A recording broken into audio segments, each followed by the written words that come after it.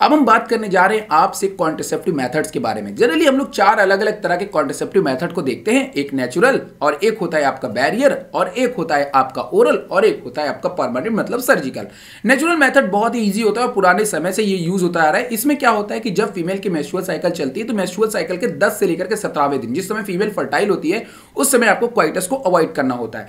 दूसरा मेथड होता है क्वाइटस इंटरप्ट। अगर मान लीजिए आप क्वाइटस कर रहे हैं और आप स्पर्म को इजैकुलेट करने वाले हैं तो उसी समय अपने पेनिस को निकाल करके बाहर स्पर्म को विड्रॉ कर दीजिए, तो इस प्रोसेस को होता है coitus interrupt.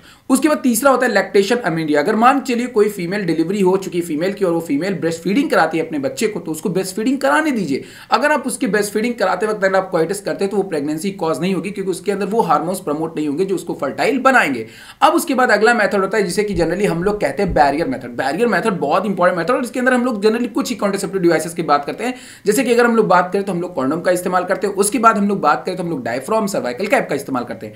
Diaphragm cervical cap condom generally vagina के अंदर स्पर्म को रोकने का काम करते हैं। वहीं पे दूसरी तरफ एक डिवाइस होती है जिसे हम लोग आईयूडीज कहते हैं, इंट्रायूट्राइन डिवाइस। इंट्रायूट्राइन डिवाइसेस के अंदर हम लोग कॉपर टी देखते हैं जो कि आपके स्पर्म को यूट्रस के अंदर रोकने का काम करता है। बस कॉपर टी के साथ प्रॉब्लम ये होता है कि इसको डॉक्टर ही जो है वो फिट कर सकता है, इसको आप सेल्फ यूज नहीं कर सकते हो। वहीं पे अगर हम ओरल कॉन्ट्रासेप्टिव की बात करें तो एक बहुत फेमस ओरल कॉन्ट्रासेप्टिव है जिसका नाम है सहेली, और आपको पता है इसको सीडीआरआई ने ही जो रिसर्च किया था, तो ये एक बहुत इंपॉर्टेंट बन जाता है। ये फीमेल के अंदर ऐसे हार्मोन्स को जो है वो प्रमोट करवाता है जिससे कि यूट्रस के अंदर जो है वो आपका जो फीमेल बेबी है वो ग्रो ना करे। नंबर दूसरी बात ये क्या काम करते हैं कि जो आपका सर्विक्स रीजन होता है वहां पे म्यूकस को थिक कर देते हैं जिसके कारण स्पर्म अंदर एंटर ना करे। और आखिरी मेथड होता है आपका सर्जिकल मेथड। सर्जिकल मेथड बहुत ही सिंपल मेथड होता है। इसके अंदर हम वैसेक्टोमी और ट्यूबेक्टोमी पढ़ते हैं जहां पे वैस डिफरेंसेस को काटते हैं मेल के केसेस में और फैलोपियन ट्यूब को काटते हैं फीमेल के केस में, और ये एक परमानेंट मेथड होता है। यही आपके सारे कॉन्ट्रासेप्टिव मेथड